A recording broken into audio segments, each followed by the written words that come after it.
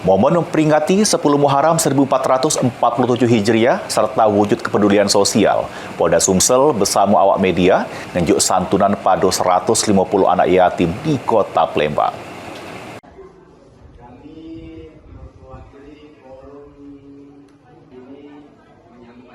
Memperingati 10 Muharram 1447 Hijriah, awak media sama Polda Sumsel nunjuk ke kepedulian sosial dengan ngenjuk santunan pada 150 anak yatim dari berbagai wilayah di Palembang. Tepatnya di Musola Al-Ikhlas, Lorong Kebon Gede 1, Kelurahan 32 Ilir, Kecamatan Ilir Barat 2. Santunan ini berasal dari kepedulian Kapolda Sumsel Irjen Pol Andi Rian beserta jajaran yang melok didukung oleh sumbangan sukarela para jurnalis yang bertugas di lingkungan Polda Sumsel.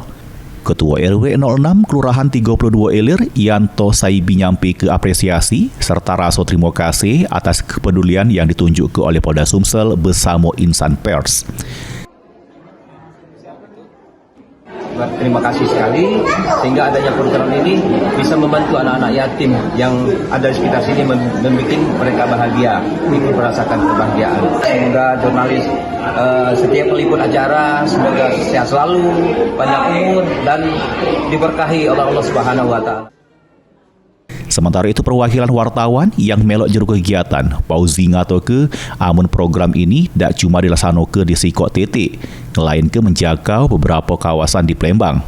Pauzi berharap kegiatan yang sama bisa terus dilakukan secara konsisten setiap tahunnya. Berasal dari Bapak Kapolda Sumatera Selatan, Bapak Irjen Pol Andi Rian Nuryakudu Jayadi, dan beberapa anggota yang lainnya, termasuk kita para wartawan Polda Sumatera Selatan.